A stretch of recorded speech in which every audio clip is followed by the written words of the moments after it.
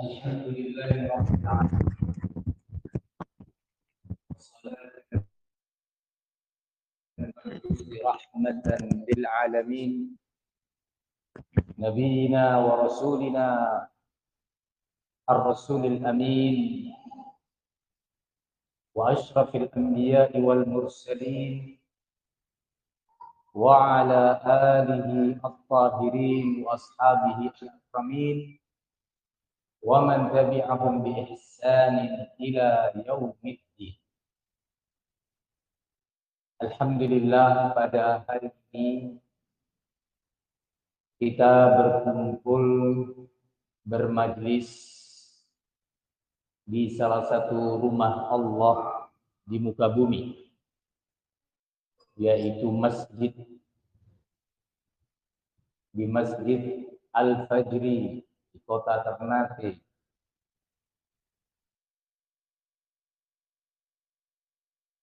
Untuk sebuah kegiatan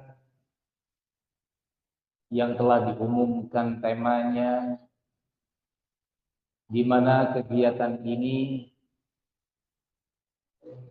mengandung nilai ibadah dari beberapa sisi. Semoga Allah Subhanahu wa taala menjadikannya sebagai amal saleh buat kita semua. Amal ibadah dari sisi karena ini adalah kajian agama, kajian Islam yang kita diperintah oleh baginda Rasul sallallahu alaihi wasallam untuk mempelajari Islam. Talabul ilmi fariidatun ala kulli muslim. Belajar Islam, kata beliau, adalah fardu ain terhadap setiap pribadi muslim. Yang kedua, dia mengandung ibadah karena amalan ini dilakukan di masjid, di rumah Allah, bukan di ruangan atau tempat selain masjid. Masjid adalah tempat paling dicinta oleh Allah di muka bumi. Alhamdulillah, dengan izinnya sekarang kita berada di tempat yang paling dicinta oleh Allah. Kata Ar-Rasul alaihi salatu wassalam, ahabbul biqa'i ilallahi fil ardi masajiduha. Tempat yang paling dicinta oleh Allah di muka bumi adalah masjid-masjid. Alhamdulillah, kita bisa berkumpul di rumah Allah. Yang ketiga, majlis kita ini insya Allah bernilai ibadah karena di dalamnya ada unsur ta'awun. Ta'awun itu artinya saling menolong, saling menguatkan antar sesama kita untuk menghadapi dan mengatasi suatu problem yang menimpa umat Islam, menimpa bangsa dan negara kita. Ta'awun adalah amalan yang sangat ditekankan. Allah berfirman di dalam Al-Quran, wa ta'awanu 'alal birri wat taqwa. Tolong menolonglah kalian di atas kebajikan dan ketakwaan. Sehingga harapannya memang majlis ini adalah majlis ibadah. Karena dia adalah ibadah, maka yang pertama kali untuk saya pertama dan semua yang hadir untuk mengikhlaskan niat kepada Allah bahwa hadirnya kita, berkumpulnya kita di masjid mulia ini untuk mendapatkan pahala, mendapatkan ridho, nggak ada kepentingan lainnya, nggak ada maksud-maksud lainnya. Kemudian kaum muslimin yang semoga diridhoi oleh Allah Subhanahu wa taala, tentunya saya ucapkan juga banyak terima kasih kepada BKM Masjid Al-Fajri yang telah menyiapkan segala sesuatunya. Semoga andil dan perannya Allah jadikan sebagai amal soleh yang akan memberatkan timbangan amal solehnya di akhirat nanti. Kaum muslimin, tema kita kali ini sebagaimana sudah diumumkan adalah salah satu tema yang sangat-sangat penting, yaitu agar anak dan generasi muda tidak terpapar radikalisme dan terorisme. Dari judul ini ada yang perlu diurai sebelum kita masuk kepada materi. Pertama kita katakan agar anak. Bicara anak berarti adalah tanggung jawab para orang tua. Para orang tua terpanggil. Allah Subhanahu wa taala berfirman, "Ya ayyuhalladzina amanu qu anfusakum wa ahlikum nara." Di dalam surat At-Tahrim, wahai orang yang beriman, bentengilah diri kalian sendiri dan keluarga kalian dari siksa api neraka. Yaitu dengan menjauhkan, menghindarkan dari kita dan keluarga, anak dan istri dari segala perbuatan yang tidak disukai dan dibenci oleh Allah Subhanahu wa taala. Tidak dibenarkan oleh Islam. Ini yang pertama, para orang tua. Generasi muda lebih luas. Ini juga menjadi tanggung jawab para pendidik, para guru di sekolah-sekolah, para dosen, para ustadz, dan semua pihak terkait di negeri ini. Ini yang terpanggil untuk bersama-sama, bekerja sama, agar anak dan generasi muda. Dikatakan generasi muda karena memang yang sering menjadi sasaran adalah generasi muda. Menjadi sasaran dua permasalahan besar, yaitu radikalisme dan terorisme. Tapi tidak menutup kemungkinan orang yang sudah sepuh pun bisa terpapar, bisa terjangkit radikalisme dan terorisme, walaupun dia bukan teroris, dalam pengertian bukan pelaku terornya karena sudah sepuh, sudah tua, nggak mampu fisiknya. Tetapi secara paham, karena isme itu artinya paham, itu bisa menimpa siapa saja. Nah,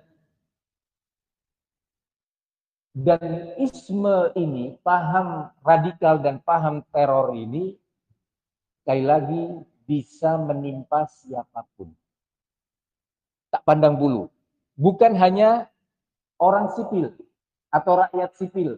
Bahkan mungkin nanti akan saya sebutkan aparat pemerintah pun dari kepolisian. Semoga ada dari kepolisian yang hadir. Bisa di... Oh ya Pak, terima kasih Pak. Dari kepolisian dan dari TNI, dari TNI ada yang hadir nggak? Iya Pak. Itu ada yang terpapar terorisme, betul ya Pak ya? Dari kepolisian. Baru sepekan yang lalu saya mengadakan acara di Universitas Lambung Mangkurat di Banjarbaru, Kalimantan Selatan. Saya menyebutkan di sana bahwa ada sejumlah saudara kita dari kepolisian yang terpapar. Teman saya sedang baru selesai ikut rapat dengan BNPT di Jakarta. Dari polisian, dari oknum polisi.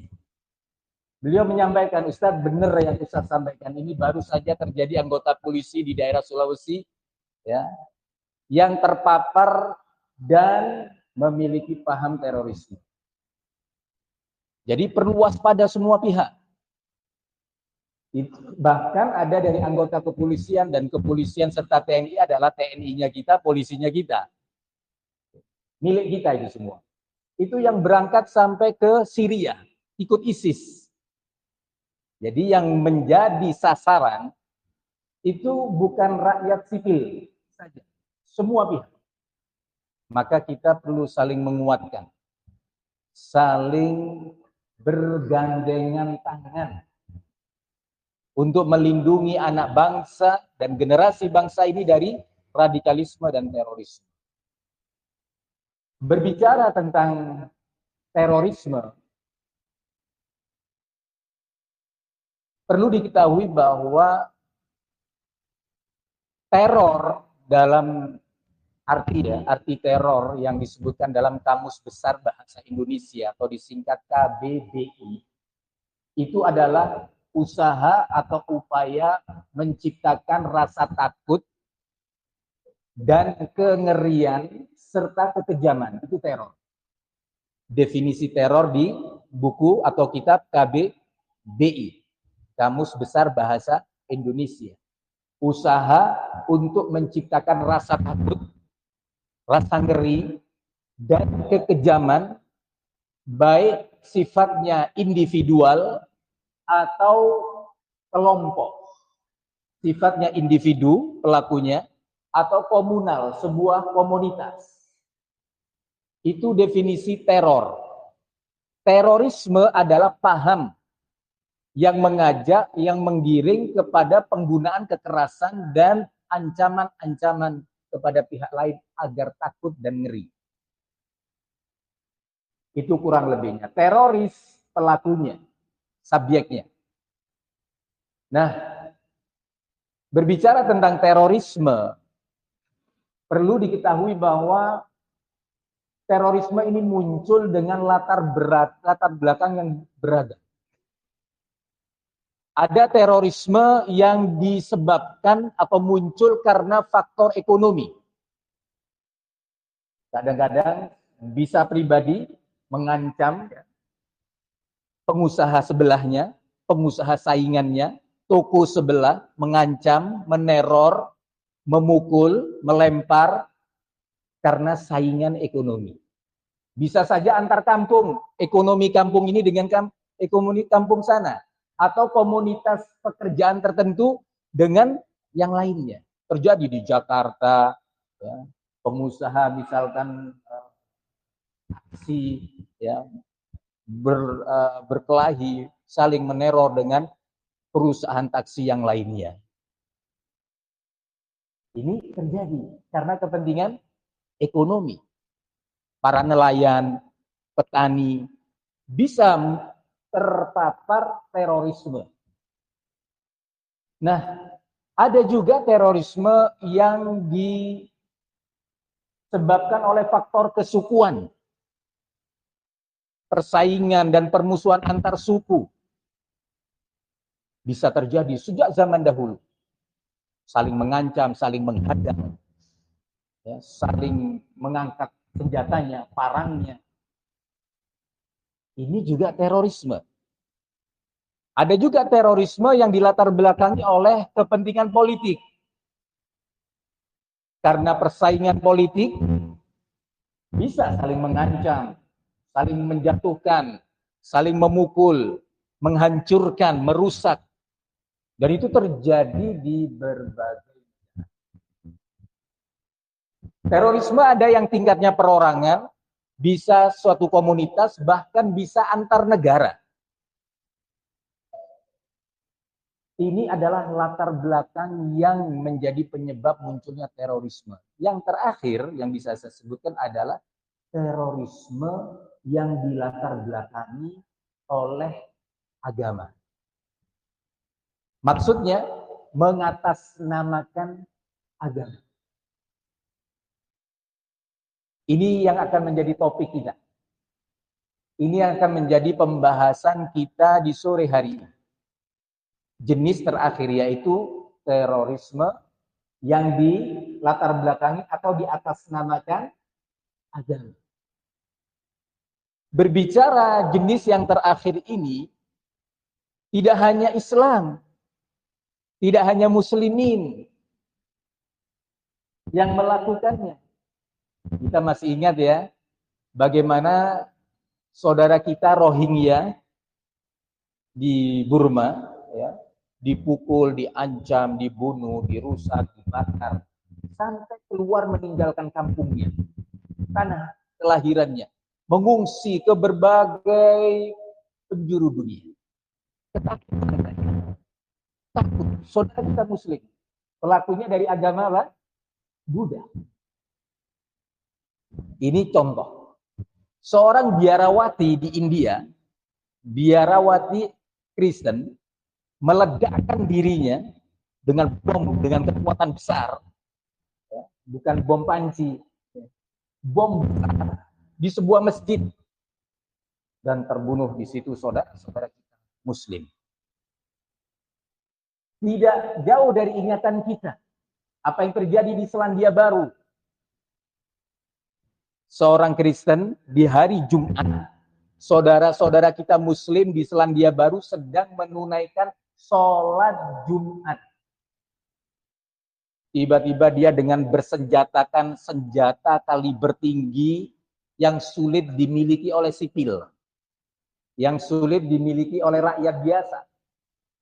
Dia masuk ke masjid dan ditembakkan, bukan pakai pistol, senjata berat di masjid. Dan tidak kurang dari 50 saudara kita Muslim yang sedang sholat itu mati terbunuh, darah memenuhi dan mengotori masjid. Ini terjadi di hampir semua pemeluk agama. Itu juga bukan topik kita. Bukan pembahasan kita. Pembahasan kita adalah terorisme yang mengatasnamakan Islam. Ini adalah materi kita pada sore hari ini. Para hadirin yang semoga dimuliakan Allah Subhanahu wa taala.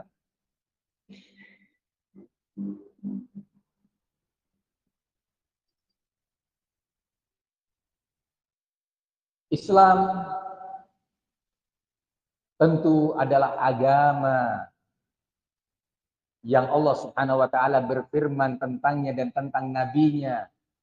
Wa ma arsalnaka illa rahmatan lil alamin. Tidaklah kami utus engkau wahai Muhammad sallallahu alaihi wasallam kecuali sebagai bentuk rahmat dan kasih sayang untuk alam semesta. Tapi di sini ada hal-hal yang perlu untuk didudukkan. Bahwa radikalisme dan terorisme adalah suatu problem. Suatu problem dan permasalahan. Untuk mencari solusi dan jalan keluarnya, kita umat Islam punya dua pedoman utama, yaitu Al-Quran dan juga hadis Nabi. Kita umat Islam disebutkan oleh Allah Subhanahu wa taala di dalam Al-Qur'an dalam surat An-Nisa, wa in tanaza'tum fi syai'in farudduhu ila Allahi war Rasul. Jika kalian berbeda pandang dalam suatu permasalahan, maka kembalikanlah kesimpulan hukumnya kepada Allah, yaitu Al-Quran, dan kepada Rasul, yaitu kepada sunnahnya. Ini umat Islam. Sehingga tidak perlu mengadopsi cara-cara dan solusi-solusi dari Barat maupun dari Timur. Jangan kita umat Islam mencari solusi dari Barat dan dari Timur. Yang dimaksud Barat dan Timur di sini siapa? Non-Islam. Karena kalau Yahudi yang ada di Barat atau yang di Timur, yang komunis dan semuanya, Allah Subhanahu wa taala telah berfirman mengabarkan, walan tardha ankal yahudu walan nasara hatta tattabi'a millatahum. Tidak akan pernah rela, tidak akan pernah ridho kaum Yahudi dan Nasara sampai kalian umat Islam mengikuti jejak agama mereka. Demikian Allah mengabarkan. Berarti waspada ini. Apa yang ditawarkan oleh mereka sebagai katanya, sebagai solusi, perlu waspada ini. Ada sesuatu ini. Ini yang pertama. Bahwa kita umat Islam punya pedoman tersendiri di dalam mencari solusi terhadap problem. Islam adalah agama yang lengkap, sempurna, termasuk dalam mengatasi problem radikalisme dan terorisme. Para ulama kita sejak dahulu kala telah menuliskan karya-karya membahas permasalahan ini. Hanya saja karya-karya mereka sekarang ini tak terdengar atau kalah promosi dan iklan dengan yang lain-lain ini. Perlu generasi muda untuk dikenalkan kepada karya-karya para ulama kita. Bagaimana mereka, orang-orang soleh tersebut memberikan solusi bersumber dari Al-Quran dan Sunnah. Kaum muslimin yang semoga diridhai oleh Allah Subhanahu wa taala. Islam sebagai agama yang sempurna syariatnya. Sempurna ibadah-ibadah yang telah diatur di dalamnya. Munculnya terorisme, salah satu sebabnya adalah kejahilan atau kebodohan tentang ilmu agama. Ada saudara-saudara kita yang bermodalkan semangat membela Islam, semangat ingin membela Al-Quran, semangat ingin membela agama Allah. Sayangnya, semangat yang berkobar ini tidak diiringi oleh ilmu. Saya akan sebutkan beberapa contoh. Karena disebutkan juga oleh Ketua BNPT, Badan Nasional Penanggulangan Terorisme, bahwa salah satu penyebab adanya terorisme dan radikalisme itu adalah distorsi terhadap dalil-dalil agama, kemudian dilanjutkan dengan manipulasi terhadap dalil-dalil agama. Bukan tidak ada dalilnya, tapi yang menjadi masalah di sini terjadi distorsi. Pengkaburan makna, pengalihan makna, hakikat daripada dalil-dalil tersebut. Yang kemudian dalil-dalil agama tersebut, baik dari Al-Quran maupun dari sunnah Nabi, tidak ditempatkan pada tempatnya. Ini salah satu penyebab, kata beliau. Distorsi terhadap dalil-dalil agama. Saya akan beri contoh. Sebut saja masalah jihad. Jihad itu adalah salah satu amalan soleh. Salah satu ibadah dari Islam. Sama seperti sholat, seperti haji, puasa Ramadan, zakat.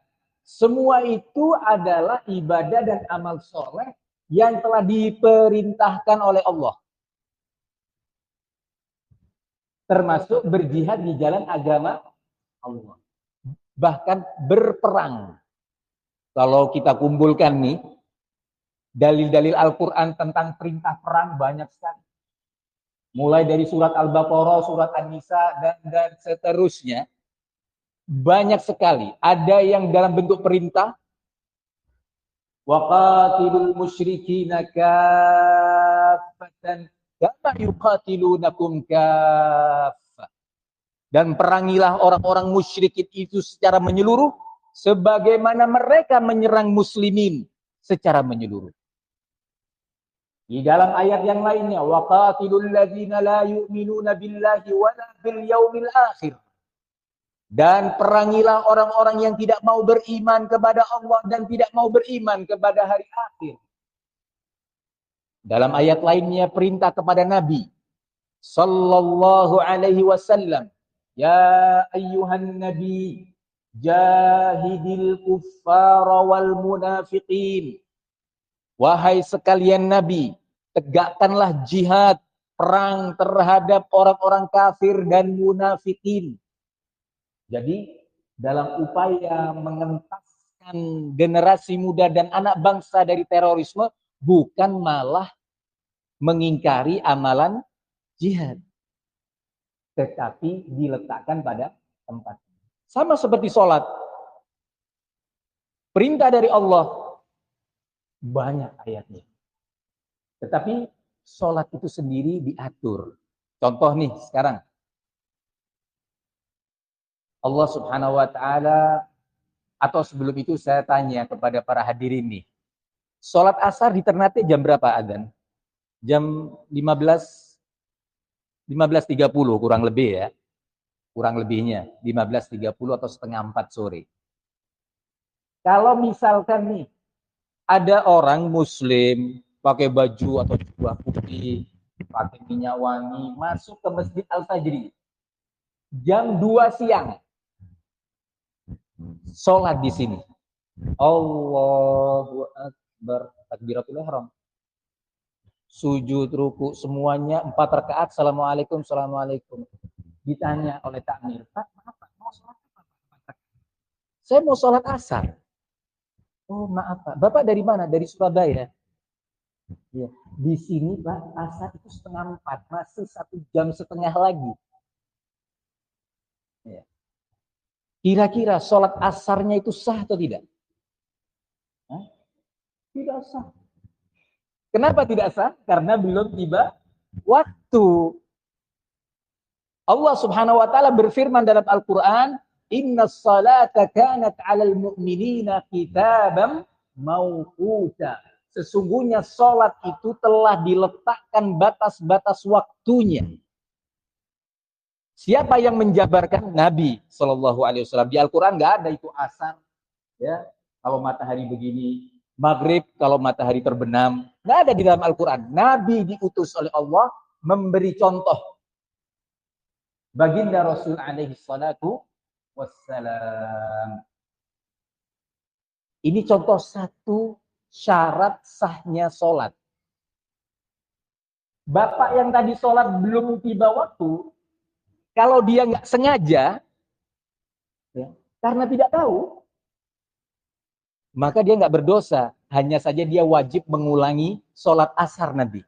Kalau waktunya sudah tiba. Tapi kalau dia sengaja, sudah diingatkan oleh takmir, Pak ini belum tiba waktu asar. Oh nggak apa-apa. Loh kok nggak apa-apa sih? Yang penting ikhlas. Loh enggak Pak, ikhlas penting. Tapi sholat harus dilakukan kalau waktunya sudah tiba. Ikhlas nggak cukup. Contoh lain, masuk ke Masjid Al-Fajri jam 3:30 atau jam 4 sore. Sholat Allahu Akbar. Sholat asar. Sudah tiba waktunya, tapi menghadap ke sana. Menghadap ke timur, nggak menghadap ke kiblat. Ya. Maka begitu juga sholatnya tidak sah. Kenapa? Karena satu persyaratannya tidak dia penuhi, yaitu menghadap ke kiblat. Begitu juga ibadah-ibadah yang lainnya. Penting ini untuk diketahui oleh kaum muslimin. Tanpa saya contoh satu-satu. Haji ada syarat-syaratnya, ada rukun-rukunnya. Puasa Ramadan ada syarat-syaratnya, ada rukun-rukunnya. Semua ibadah dalam Islam harus dilakukan sesuai ketentuan syarat dan rukunnya. Barang siapa yang hanya bermodalkan semangat dan keikhlasan menjalankan ibadah tetapi tidak mau di bawah bimbingan ilmu, maka dia tidak menghormati Islam. Dia tidak menghormati Islam. Karena serampangan dalam beribadah. Jihad ada ketentuan-ketentuannya. Tidak cukup waktu saya menjelaskan satu persatu tentang ketentuan jihad. Butuh waktu sampai jam 9 malam nantinya. Tapi saya sebutkan satu saja. Bahwa jihad fisabilillah, berjuang berperang di jalan agama Allah, syaratnya pertama, di bawah kepemimpinan waliul amri. Di bawah kepemimpinan komando bendera perang yang diangkat dan dipancangkan oleh pemerintah muslim.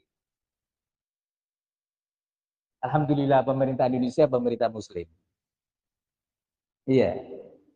Ada kekurangan, kita juga punya kekurangan, iya kan? Betul. Alhamdulillah.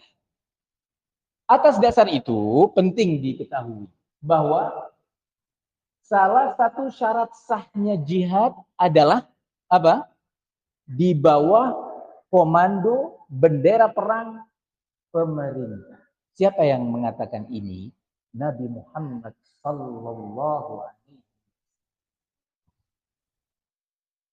Dalam riwayat hadisnya beliau bersabda, "Innama ju'ilal imamu liyuttaqa bihi wa yuqatal min waraihi." Hadis ini tersimpan di buku-buku para ulama kita. Apa kata beliau? Sesungguhnya pemimpin atau pemerintah kaum muslimin itu adalah pelindung bagi umat Islam dan peperangan dilakukan di bawah bendera atau komandonya. Ini penting. Karena kalau jihad fisabilillah, perang dengan bersenjata dilakukan oleh individu atau oleh oknum-oknum masyarakat, komunitas-komunitas tertentu, ini akan mengakibatkan banyak hal negatif. Saya misalkan, sebagai pimpinan pondok pesantren, saya ajak santri saya, entah 1.000, entah 1.500 dari santri, ya, saya persenjatai dengan senjata. Ayo sekarang kita perang. Sekarang kita melakukan jihad. Nanti ada pondok-pondok pesantren lain juga demikian, mempersenjatai santrinya untuk melakukan jihad. Apa yang akan terjadi? Ormas-ormas juga demikian. Takmir-takmir masjid, ya, punya pasukan tempur bersenjata. Dalam aturan Islam dan juga aturan negara tidak dibenarkan rakyat sipil bersenjata dan mengomando adanya perang. Siapa yang mengatakan ini? Tadi telah disebutkan oleh Rasulullah Sallallahu Alaihi Wasallam.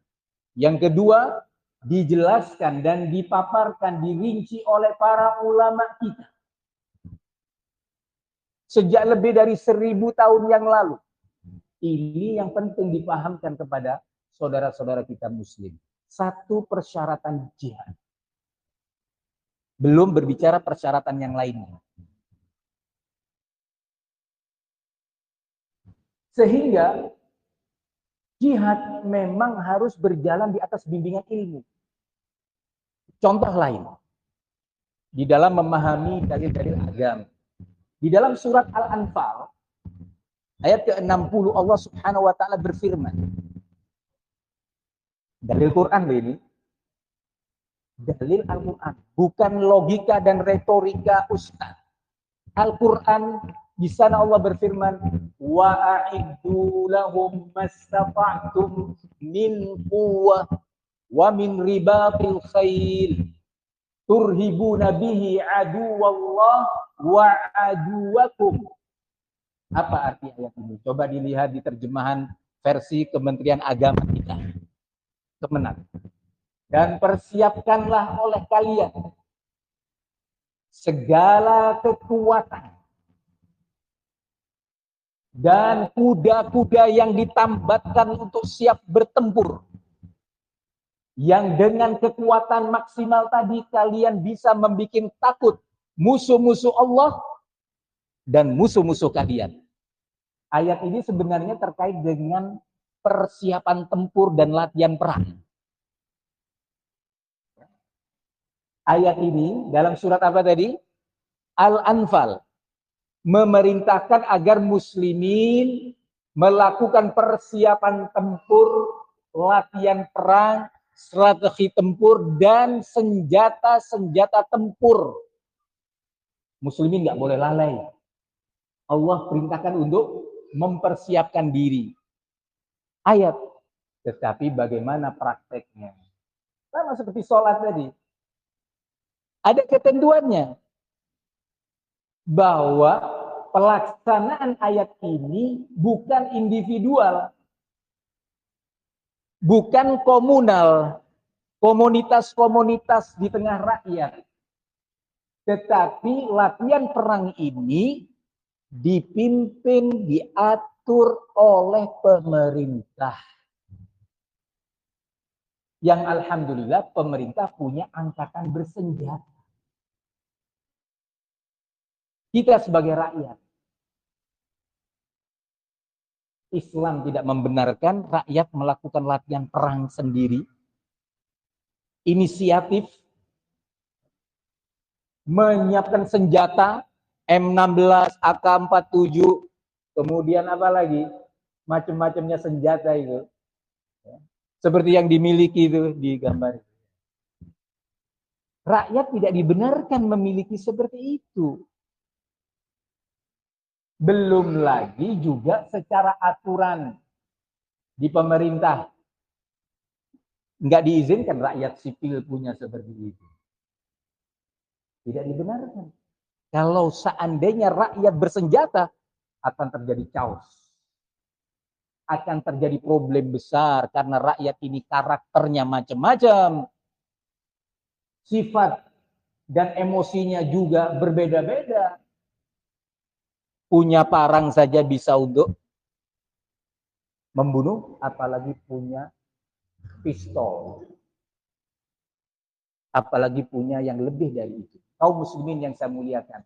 Nah, atas dasar itu tidak dibenarkan saya misalkan membentuk kelompok atau pondok pesantren saya pergi ke hutan-hutan di Maluku atau di Aceh atau di Papua melakukan latihan senjata. Nggak boleh. Siapa yang tidak membenarkan? Islam sendiri. Kemudian aturan negara. Ini contoh. Kaum muslimin yang saya muliakan. Kemudian jihad. Di sisi lainnya yang diperangi itu adalah kaum kafir. Kaum kufar. Bukan saudara muslim. Bukan sesama muslim. Ya. Sekarang apa yang terjadi? Kita lihat apa yang terjadi di Syria. Yang terjadi di Irak. Di sana ada sejumlah kelompok-kelompok. Ada Al-Qaeda, ada ISIS, ada namanya Jabhatun Nusrah. Kalau bahasa Indonesia, Front Pembelaan. Kalau bahasa kita. Ada Jamaatul Jihad, dan yang lain-lain. Masing-masing kelompok memiliki pimpinan yang dinamakan dengan Amirul Jihad. Masing-masing kelompok punya kebijakan. Masing-masing kelompok punya persenjataan. Ketika diminta untuk bersatu, nggak mau bersatu. Masing-masingnya punya cara pandang sendiri. Apa yang terjadi di Syria? Yang terjadi adalah bukan perang menghadapi Yahudi, bukan perang menghadapi Nasoro, tetapi perang antar kelompok Muslim. Senjata-senjata berat itu tadi, basoka dan yang lainnya, anti pesawat mereka punya, bukan untuk menjatuhkan pesawatnya Amerika atau kaum kafir lainnya, tapi untuk menyerang sesama muslim. Sama-sama mengucapkan la ilaha illallah. Sama-sama mengucapkan takbir Allahu Akbar. Perang. Yang tidak kalah menyedihkan ketika jihad itu dilakukan oleh kelompok-kelompok. Ketika ada yang tertangkap dari kelompok lainnya, dilakukan pembunuhan yang sadis, dilakukan mutilasi. Itu nggak boleh dalam Islam. Salah satu aturan jihad yang indah yang dilakukan oleh baginda Rasul Sallallahu Alaihi Wasallam, beliau kalau mengutus pasukan perang berwasiat, kalau mengutus pasukan tempur memberi nasihat, nasihat dengan takwa agar kalian bertakwa melakukan jihad ini karena Allah, bukan karena yang lainnya. Kedua, kata beliau, la taqtulu walidan. Jangan kalian membunuh anak-anak kecil. Juga jangan wanita dibunuh atau orang-orang tua. Jangan. Punya anak-anak orang kafir. Jangan itu. Selamatkan. Ini wanita kafir, orang-orang tua kafir. Dilarang oleh Nabi. Dalam kesempatan lain beliau mengatakan, la tadribul wajha. Di saat bertempur jangan kalian menebas wajah. Padahal peperangan itu kan nggak seperti suasana seperti ini kan. Tegang suasana. Lawan kuat. Kadang-kadang kita mengayunkan pedang itu di luar kesadaran kita. Tapi tetap oleh Nabi dibimbing. Rasulullah yang apa? Rahmatan lil alamin. Sebagai kasih sayang Allah terhadap alam semesta, diutuslah baginda Nabi Muhammad sallallahu alaihi wasallam. Yang diperangi bukan muslim. Pernah terjadi di masa Nabi. Ya. Mari kita perhatikan, wahai saudaraku, bagaimana Nabi Muhammad sallallahu alaihi wasallam adalah uswatun hasanah, teladan yang baik dalam semua urusan. Bukan hanya teladan dalam ibadah dan akhlaknya, tetapi dalam pertempurannya pun teladan. Suatu hari dalam peperangan yang dahsyat, Usama bin Zaid, putra angkat kesayangan Rasulullah, namanya Usama bin Zaid bin Harithah, ikut bertempur. Dalam pertempuran itu, Usama menyaksikan beberapa sahabat Nabi yang terbunuh. Teman-temannya terbunuh oleh satu prajurit kafir yang kuat. Maka Usama mengincar dia. Saya harus gugurkan dia. Karena telah banyak membunuh teman-temannya, prajurit muslim. Maka Usama terus mengejar dia. Sampai dengan pertolongan Allah, berhasil dilumpuhkan prajurit kafir yang kuat itu tadi. Dijatuhkan dari kuda tunggangannya, kemudian Usama dengan pedangnya terhunus, dia dibawa. Mari kita ikutin kisah ini. Saat Usama sudah mau menebas, tiba-tiba orang kafir tadi mengatakan, la ilaha illallah. Gimana nih kalau kita yang di lapangan? Ini bukan drama. Bukan teater ini. Ini di lapangan ini. Menyaksikan teman-temannya dibunuh oleh orang ini. Dia prajurit yang kuat. Berhasil dilumpuhkan saat pedang akan ditebaskan. La ilaha illallah. Usama bin Zaid harus mengambil keputusan. Dalam waktu yang singkat dan genting. Apa keputusan Usama? Ini orang mengucapkan la ilaha illallah bukan karena Allah, karena dia takut pada pedangku. Itu orang. Berita ini sampai kepada Rasulullah SAW sebagai panglima tempur, Rasulullah, pembina umat, uswatun hasanah. Maka Rasulullah memanggil putra angkat kesayangannya ini, Usama bin Zaid, panggil. Kenapa kau bunuh? Limadza qatalta rajulan faqala la ilaha illallah? Kenapa kau bunuh orang yang sudah mengucapkan la ilaha illallah? Usama menyampaikan hujahnya, menyampaikan alasannya. Ya Rasulullah, innama qalaha khaufan min sayfi. Dia mengucapkan itu hanya karena takut kepada pedangku. Rasulullah mengulangi lagi. Kenapa kau bunuh orang yang sudah mengucapkan la ilaha illallah? Usama terkejut.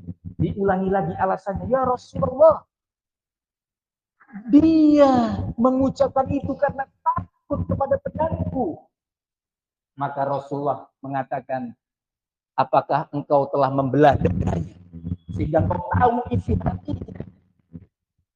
Bahwa dia mengucapkan kalimat suci, la ilaha illallah, tidak ada yang beribadah dengan benar kecuali Allah.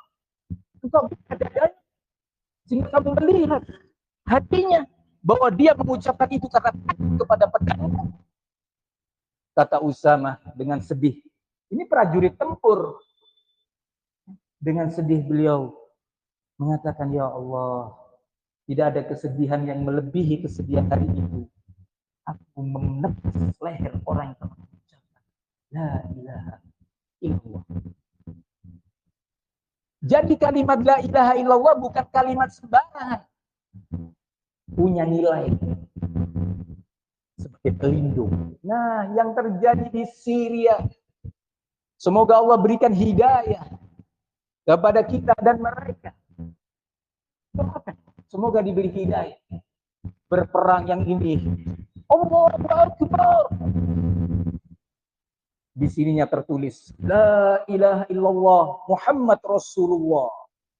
Oke, tapi membunuh muslimin sesama muslim. Kenapa? Karena jihad yang mereka lakukan berkelompok-kelompok, tidak ada satu bendera yang mengomando, memimpin dengan baik dan benar. Ini masalah yang cukup serius. Umat Islam. Bahwa jihad adalah amalan mulia, ibadah terhormat, harus dilaksanakan dengan terhormat. Kaum muslimin yang saya muliakan, ada sebuah semacam pertanyaan. Apakah munculnya terorisme ini tadi dalam bentuk teror fisik, menembak, membunuh, mengebom, bom bunuh diri, ini muncul tanpa sebab? Jawabannya ada sebabnya. Di antara sebabnya tadi, minimnya pengetahuan tentang Islam secara rinci. Sehingga dari sini ada sebuah solusi, yaitu mengajak putra-putri kita, generasi muda, untuk mempelajari Islam secara rinci. Apa yang disebutkan oleh Al-Imam Syafi'i rahimahullah dalam kitab Apa yang disebutkan oleh Al-Imam Al-Muzani sebagai murid Al-Imam Syafi'i dalam karya beliau. Begitu juga Al-Imam Malik dalam kitab Al-Muwatta. Begitu juga Al-Imam Ahmad dalam Musnadnya. Begitu juga Al-Imam Nawawi dalam berbagai karyanya. Perlu dikenalkan kepada anak muda. Ayo belajar. Agar semangat kecemburuanmu terhadap Islam itu terarah, terbimbing, tidak radikal. Karena kalau radikal, tidak terbimbing, nanti yang tercemar nama baik Islam. Yang menjadi korban juga muslimin. Coba lihat di Pakistan. Apa yang terjadi? Tadi saya menyebutkan contoh seorang biarawati di India meledakkan masjid. Biarawati, biarkan dia. Nah, ini sesama kelompok muslim. Seorang muslim dengan klaim pengakuan jihad, dia masuk ke sebuah masjid, saudara-saudara kita muslim sedang melakukan sholat, dia meledakkan dirinya. Berapa nyawa orang yang telah mengucapkan la ilaha illallah Muhammad Rasulullah terbunuh bukan di pasar, bukan di alun-alun, tetapi di rumah Allah. Pelakunya bukan Yahudi, bukan Nasrani, tapi saudara Muslim. Kenapa? Karena berbeda kelompok, berbeda misi, berbeda baiat, janji setia masing-masing kelompok. Ini berbahaya. Tugas kita semua membersihkan agama kita yang suci, Islam yang suci dari segala yang mencorengnya. Tugas kita. Di antara potensi terorisme adalah semangat amar ma'ruf nahi mungkar yang juga tidak diletakkan pada tempatnya. Saya kira semua yang hadir paham dan tahu bahwasanya amar ma'ruf nahi mungkar bagian daripada amal soleh.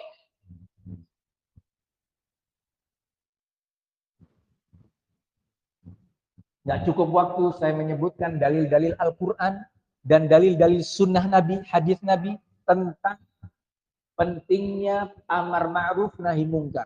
Mengajak kepada yang ma'ruf dan mencegah dari yang mungkar. Bagus, itu amal ibadah. Sama seperti jihad. Sama seperti sholat dan yang lainnya. Tetapi sekali lagi, al-amru bil ma'ruf wan nahyu 'anil munkar, penerapannya diatur, dibimbing, tidak boleh serampangan dan emosional. Amar ma'ruf nahi mungkar baik terhadap sesama masyarakat, horizontal antar elemen masyarakat diatur, maupun vertikal, rakyat kepada pemerintahnya. Kita akan dengarkan sabda-sabda Nabi yang mengatur masalah ini. Contoh yang horizontal. Bukankah kita ini diperintahkan dalam agama Islam untuk memerintahkan anak kecil untuk menegakkan sholat kalau umurnya sudah berapa? 7 tahun. Muru auladakum bis salati wahum abna'u sab'in. Perintahkanlah anak-anak kalian untuk menegakkan sholat kalau umurnya sudah 7 tahun. Wadribuhum 'alaiha wahum abna'u 'ashrin, dan silahkan dipukul kalau tidak mau menegakkan sholat apabila umurnya sudah 10 tahun. Berarti kita harus menghormati nih sabda Nabi. Jangan anak baru 6 tahun disuruh sholat nggak mau dipukul-pukul. Loh kenapa? Amar ma'ruf nahi mungkar, nggak mau sholat. Sholat itu rukun Islam yang kedua. Iya Pak, betul. Rukun Islam yang kedua. Lah ini anak umur berapa? 6 tahun. Lah kenapa dipukul-pukul? Nggak bisa. Bukan nggak bisa, ini sabda Nabi. Ini bukan filsafat seorang filosof. Bukan ucapan seorang ustadz. Ini sabda Rasulullah Sallallahu Alaihi Wasallam. Jangan emosi. Ada batasannya.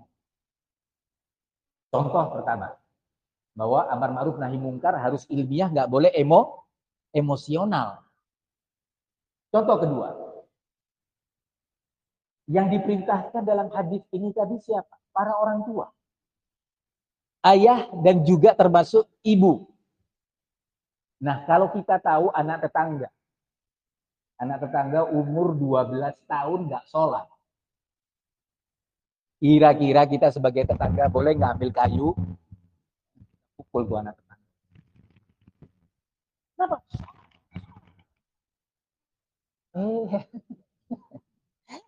Ayahnya bangkit. Loh Pak, kenapa kamu pukul anak saya? Nggak sholat, bukan anak bapak. Tadi si tetangga itu bawa kayu, ini bawa parang. Ya, bertempur.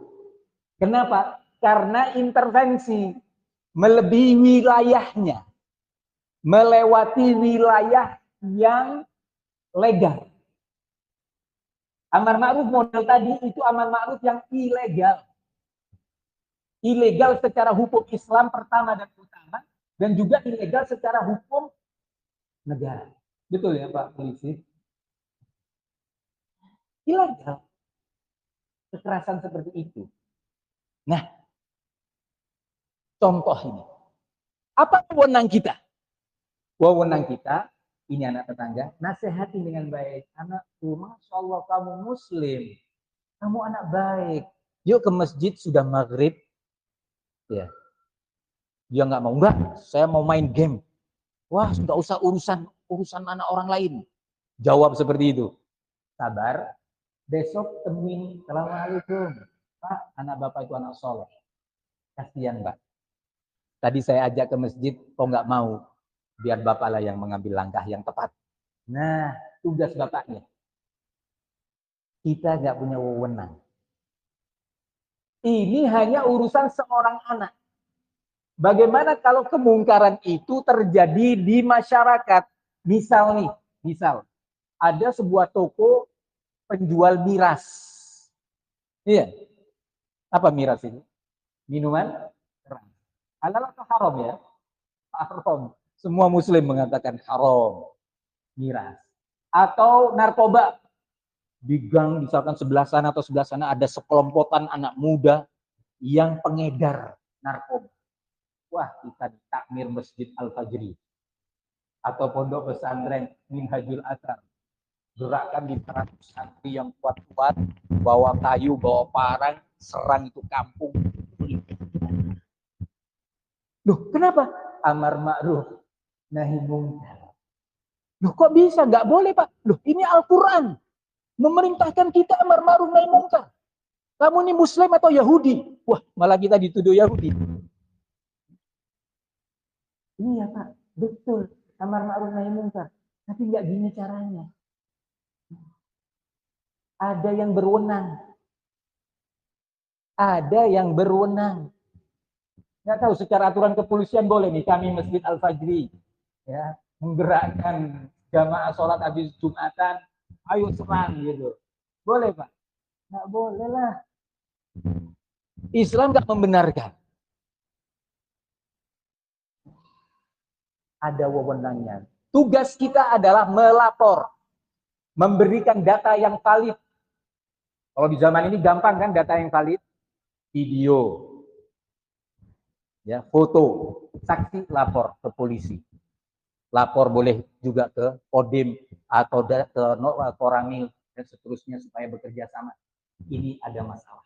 Saya punya bukti nih, pengedar narkoba di malam hari, di siang hari, pagi hari. Ini konsumennya. Sudah polisi yang menangani. Sudahlah biar tetap.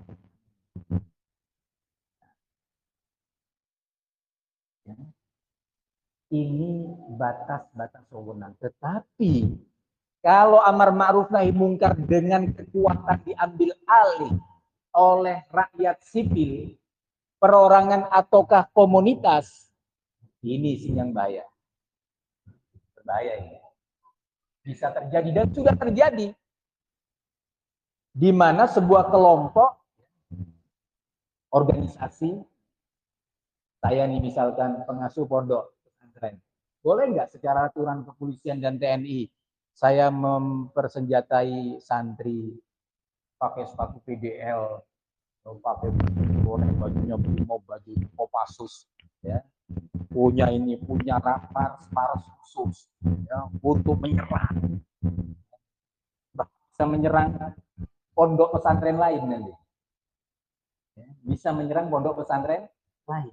Nah, ini bahaya. Kalau ada orang ketiga di negeri kita yang akan mengadu domba kita, melemahkan bangsa dan negara Indonesia, punya peluang besar untuk melemahkan kekuatan kita. Habis terkuras tenaga kita, ukhuwah, persaudaraan kita pun hancur. Musuh dengan mudah memangsa kita. Di sini penting kita sebagai masyarakat muslim untuk bertindak rasional, islami, ilmiah, tidak emosional. Amar ma'ruf nahi mungkar dengan kekuatan itu adalah wewenang waliul amri. Waliul amri ini bisa orang tua kalau terkait anaknya.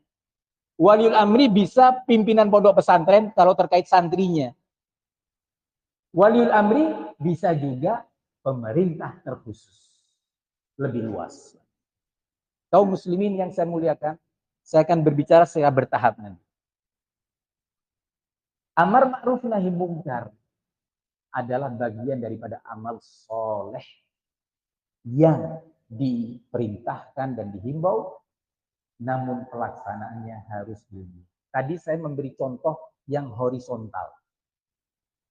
Sekarang yang vertikal. Bagaimana Islam membimbing? Vertikal tadi maksudnya apa?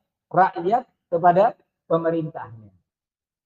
Kita sadar pemerintah kita masih banyak kekurangan. Sadar. Kita mengakui. Saya yakin kita pun, aparat kita pun mengakui adanya kekurangan-kekurangan. Ya. Tapi kita kan mau ngikutin bimbingan Nabi ya. Bagaimana Nabi memberi solusi? Betul nggak? Betul.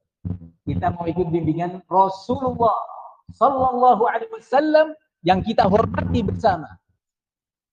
Kita tidak mau ikutin cara-cara yang datang dari arah barat timur. Enggak. Islam yang kata Nabi Shallallahu Alaihi Wasallam, taraktu fikum amrain, lan tadillu ba'di abadan, ma in tamassaktum bihima kitaballah wa sunnati. Aku telah wariskan bagi kalian dua pedoman penting. Sungguh kalian tidak akan tersesat, tidak akan menyimpang jika kalian terus berpegang teguh dengan kedua, yaitu Al-Quran dan Sunnah. Lengkap, itu wahyu. Sekali lagi, Al-Quran wahyu, Sunnah Nabi juga wahyu. Nabi tidak berbicara dari dirinya sendiri. Ya, maka ini penting kita hormati. Nah, berbicara kekurangan nih, kita coba evaluasi ya, muhasabah. Saya sebagai waliul amr di rumah, ar-rijalu qawwamuna 'ala nisa, di surat An-Nisa, para suami, para lelaki adalah pemimpin bagi wanita di rumah tangga. Saya waliul amr. Saya merasa banyak kekurangan. Banyak kealpaan. Banyak dosa. Tidak jarang dari kita yang belum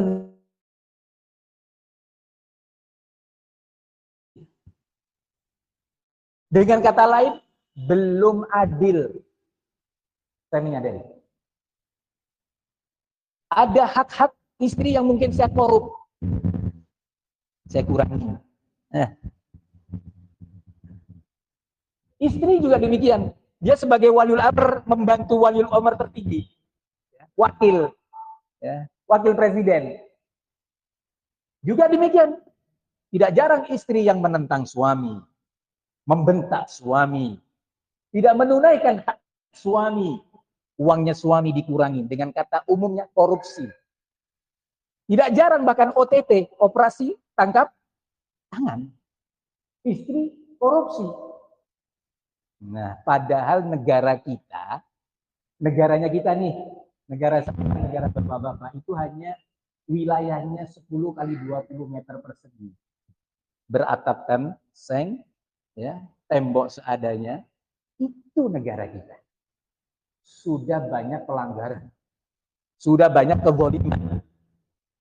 Ya, sudah banyak kezaliman. Berapa banyak suami pimpinan rumah tangga yang menampar istrinya di wajah, padahal Nabi melarang menampar wajah. Ini kezaliman, ini kelaliman. Padahal cuma ngurus istri satu. Kalau lebih luas wilayahnya, problemnya lebih banyak. Coba datang ke bapak kita polisi. Tanyakan sehari itu berapa pengaduan sih? KDRT, pencurian, curanmor, pembunuhan, penganiayaan, ya, pencemaran nama baik. Pusing. Saya punya teman hakim di pengadilan agama di Jawa Barat. Dia bilang sehari kasus cerai itu bisa sampai dalam sebulan sampai 300 kasus perceraian dengan sebab bermacam-macam. Di tengah masyarakat, maaf saja nih, terjadi nggak kemungkaran dan kerusakan di masyarakat? Semua kita bisa menjawab. Adzan maghrib, bukan adzan zuhur. Saya permisalkan dengan adzan maghrib. Yang sholat di Masjid Al-Fajri mungkin berapa sof? Yang sholat maghrib di Masjid Al-Fajri kira-kira berapa sof? 3 sof. Ya. Kalau beneran nih hadir semua kira-kira cukup nggak? Nggak cukup. Berarti masih banyak saudara kita maghrib komandang azan, hayya 'alas shalah, masih di jalan. Betul ya? Tidak hanya yang muda-muda, sebagian yang sudah berumur, azan orang sholat, amin, duduk masih. Ya Allah. Rukun kedua dari 5 rukun Islam diabaikan di masyarakat. Saya mau tanya, Penipuan di masyarakat banyak nggak? Banyak. Korupsi terjadi bukan hanya di atas, di bawah. Buruh-buruh petani yang ditugaskan oleh pemilik sawah untuk menebar pupuk sebanyak 1 kintal, yang ditebar hanya 80 kilo, 20 kilo di sini. Itu artinya apa? Korupsi. Di toko-toko, pegawai toko, korupsi. Jadi memang masalahnya kita sebagai rakyat ini perlu berbenah. Pemimpinnya Ustadz yang harus berbenah. Sebentar dulu, kita nih rakyat. Nanti pemimpin ada waktu sendiri. Ada kesempatan sendiri. Tapi sekarang kita sebagai rakyat nih. Kenapa? Karena Allah Subhanahu wa taala berfirman, "Wa kadzalika nuwalli ba'dadh dhalimina ba'dhan bima kanu yaksibun." Demikianlah kami jadikan sebagian orang-orang jahat, orang-orang zalim menjadi pemimpin, penguasa terhadap orang-orang zalim yang lainnya. Kenapa diberi penguasa yang zalim? Karena kitanya zalim. Masa begitu, Ustaz? Kita dengarkan sabda Nabi. Tadi ayat Al-Quran. Sekarang sabda Nabi. Beliau sallallahu alaihi wasallam mengatakan, "Kaifa takunu yuwalla alaikum." Sesuai dengan kondisi kalian, wahai muslimin, Allah akan berikan penguasa yang cocok kalian. Nah, berarti kalau gitu perbaikan gimana nih? Kita di masjid, bukan di pendopo. Kita di masjid, bukan di hadapan presiden. Kita di masjid bersama muslim. Ayo sekarang kita berbenah. Ayo penuhi masjid-masjid sholat. Ayo kita hormati Al-Quran. Kita hormati Rasulullah sallallahu alaihi wasallam.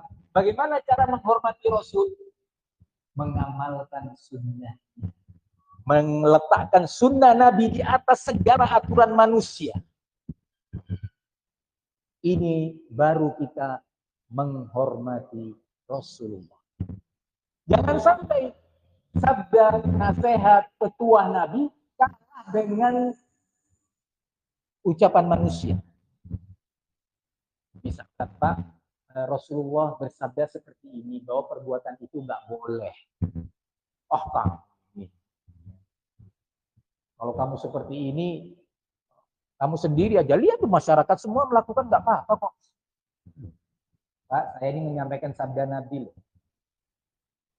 Ya. Bukan baca koran.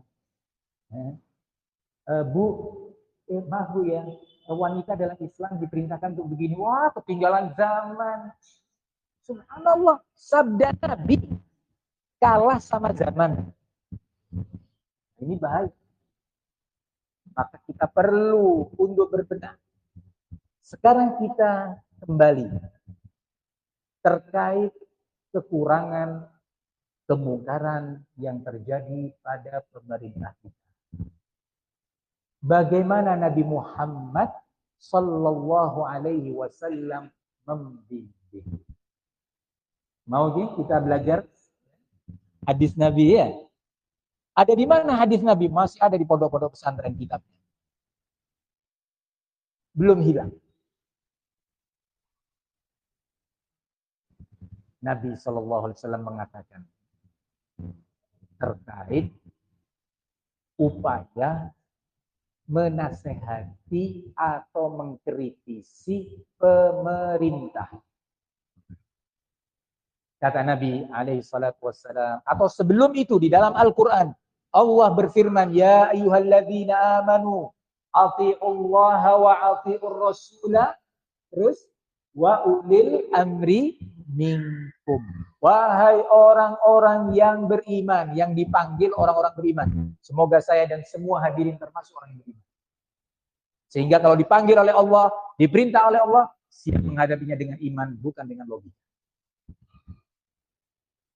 Wahai orang-orang yang beriman, taatlah kalian kepada Allah dan taatlah kalian kepada Rasul dan juga kepada pemerintah kalian, ulil amri. Berarti taat kepada walil amr itu sesuatu yang diperintahkan. Hanya saja nanti akan dirinci bagaimana bentuk ketaatan. Kemudian pemerintah adalah manusia biasa, sama seperti kita. Bisa salah, bisa lupa, bisa ambisi, macam-macam. Nah, Rasulullah SAW dalam hadis yang diriwayatkan oleh Al-Imam Abu Bakar Ibnu Abi Asim dalam kitabnya yang berjudul As-Sunnah. Siapa ini Ibnu Abi Asim? Seorang ulama yang hidup setelah Imam Bukhari, wafat pada tahun 287 Hijriah. Berarti kakek kita belum lahir. Kalau 287 Hijriah wafatnya. Berapa tahun sudah? 1200 tahun lebih. Atau hampir 1200 tahun. Sekarang tahun 1446. Lebih dari 1100 tahun yang lalu wafatnya. Dalam karyanya yang berjudul As-Sunnah, meriwayatkan sebuah hadis yang Rasulullah bersabda, "Man arada ayyan sahalihi sultan fala yubdihi alaniyah." Barang siapa yang memiliki kritikan, nasihat kepada penguasa, jangan ditampakkan secara terbuka. Jangan secara demonstratif. Rasulullah melanjutkan, "Falya'khudh biyadih wal yakhlu bih." Hendaknya disampaikan nasihat atau kritikan tersebut secara tertutup. Lanjut lagi Nabi, tidak berhenti. Mungkin ada di benak kita nih sekarang. Sebelum saya sebutkan lanjutannya. Wah, Pak Ustaz, dinasehatin secara terbuka di mimbar-mimbar, takbir akbar, demonstrasi aja nggak peduli. Ya, tetap aja korupsi, tetap saja nggak adil. Lalu bagaimana kalau nasihat itu disampaikan secara tertutup? Pertanyaan dari kita yang menjawab Nabi. Jawaban Nabi itu bukan logikanya Nabi, wahyu dari Allah Subhanahu wa taala. Dalam surat An-Najm, Allah berfirman, "Wa ma yantiqu 'anil hawa in huwa illa wahyun yuha." Tidaklah dia Muhammad itu berkata, berucap kecuali bersumber dari wahyu. Tidak pernah Muhammad itu berucap dari hawa nafsunya. Pinter-pinteran ngomong, enggak. Wahyu. Nabi enggak berani nambah-nambah. Nah, kata beliau menjawab pertanyaan tadi, in qubila minhu fadzaka wa illa faqad adda ma'alai. Kalau nasihat dan kritikan yang dia sampaikan secara tertutup, rahasia, diterima, dijalankan, dilakukan perubahan dan pembenahan, maka itu yang diharapkan. Kalau tidak diterima alias ditolak, diremehkan dan diabaikan, maka dia si penasehat telah menunaikan tugas. Hidayah bukan di tangan kita. Hidayah di tangan siapa? Allah. Nabi Nuh berdakwah bukan 50 tahun, 950 tahun. Dari ayah ke anak, ke cucu, ke cici, terus 950 tahun berdakwah dengan baik dan hikmah. Anaknya yang bernama Kan'an tidak mau menerima nasihat. Padahal itu Nabi, bukan ustaz. Nabi. Anaknya nggak mau menerima nasihat. Istrinya tetap kafir, menolak ajakan untuk beriman. Istri dan anaknya. Nah, apalagi orang lain. Apalagi orang yang di atas kita. Yang di bawah kita aja nggak menerima. Anak kita di rumah, berapa banyak mereka menentang nasihat ayah. Anak kita melawan, pelotot matanya. Dinasihatin, enggak. Gitu. Ibunya dipelototin. Iya kan? Anak. Terjadi. Apalagi orang di atas kita. Nah, maka jika diterima, alhamdulillah, itu harapannya. Kalau tidak, maka dia sudah menunaikan tugas. Nanti di hari kiamat, kalau ditanya oleh Allah, kamu melihat kesalahan pada pemerintahmu, ada kemungkaran, apakah kamu sudah menasihati? Sudah ya Allah. Kamu sampaikan secara tertutup? Sudah. Sesuai dengan nasihat Nabi-Mu ya Allah. Tetapi hidayah tidak akan pernah Allah bertanya, kenapa dia tidak mau menerima nasihat? Tugas kita menyampaikan nasihat secara ilmiah. Datanya valid. Sampaikan dengan santun. Kita nih sebagai kepala rumah tangga, misal nih, sebagai waliul amr di rumah, anak kita protes. Karena abi atau ayah tidak adil. Kakak dibelikan motor, saya cuma dibelikan sepeda. Marah. Ketika marah, dia pergi keluar rumah. Bapakku jahat, bapakku tidak adil. Boleh? Nggak boleh.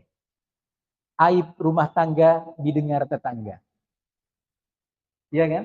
Apalagi menggunakan kekerasan. Ambil batu, rumahnya dilempar. Ayahku jahat, ayahku tidak adil. Rusak rumah tangga. Hancur. Negara kita ini banyak yang mengintai. Negara kita ini, Indonesia, banyak yang ingin meminang. Indonesia memiliki nilai strategis ekonomi, strategis hankam, dan strategis politik internasional. Indonesia. Maka ini adalah gadis cantik yang akan diminang oleh Barat dan Timur berebut Indonesia. Maka dari itu, waspada. Kalau kita ingin menasihatin penguasa, sampaikan pada tempat. Kaum muslimin yang semoga dilindungi oleh Allah Subhanahu wa ta'ala. Tidak cukup waktu saya menyampaikan sejumlah hadis tentang bimbingan Nabi menyikapi penguasa yang lalim. Penguasa yang korup. Saya akhiri masalah ini dengan satu hadis yang diriwayatkan oleh Imam Muslim dalam kitabnya. Antum bisa lihat ini dalam kitab Riyadhus Shalihin dan yang lainnya. Kata beliau sallallahu alaihi wasallam, "Innaha satakunu atharatun wa umurun tunkirunaha." Sungguh pasti akan terjadi nanti di akhir zaman penguasa-penguasa yang nepotisme, korup, mementingkan dirinya dan kelompoknya atau partainya, bahasa orang sekarang. Egois. Kata Nabi akan muncul. Jadi sudah diberitakan oleh Nabi. Beritanya Nabi bukan ramalan. Beritanya Nabi itu apa? Wahyu dari Allah. Para sahabat bertanya, apa yang kau nasihatkan kepada kami ya Rasulullah kalau kami mendapati penguasa seperti yang kau sebutkan? Tidak adil, korup, mementingkan keluarganya, mementingkan dirinya dan seterusnya. Kata beliau, "Sallallahu al-haqqa alladhi lakum wa addul haqqa alladhi alaikum." Mintalah kepada Allah. Coba ini. Mintalah kepada Allah hak-hak kalian yang tidak ditunaikan oleh pemerintah kalian. Dan tunaikan kewajiban kalian untuk pemerintah. Subhanallah. Ini sangat berpengaruh kepada pertahanan nasional dan stabilitas keamanan bangsa dan negara kita. Kenapa? Kalau rakyat adalah rakyat yang banyak protes, banyak menuntut. Sementara maaf-maaf saja, masih ada saudara kita muslim yang belum sholat. Maaf saja. Dia ikut berdemo mengkritisi pemerintah yang korup, tapi dia nggak sholat. Mana lebih besar dosa? Korupsi dengan tidak sholat. Dua-duanya dosa. Iya, dua-duanya dosa. Tapi sholat, kalau ditinggalkan, lebih besar dosa. Kenapa? Karena dia rukun Islam yang kedua. Dan Nabi sudah menyebut tentang dosa besar. Maaf saja, sekarang ini Nabi membimbing. Dalam riwayat lain, juga dalam Sahih Muslim, kitab namanya Sahih Imam Muslim. Ada Sahih Bukhari, ada Sahih Muslim. Rasulullah bersabda, wa in duriba wahruk wa ukhidha maluk ati' wa isma' wa ati'. Tasma' wa tuti'. Walaupun pemerintahmu itu yang jahat tadi, mencambuk punggungmu dan merampas hartamu, tetap kamu taat. Iya, Nabi yang bersabda.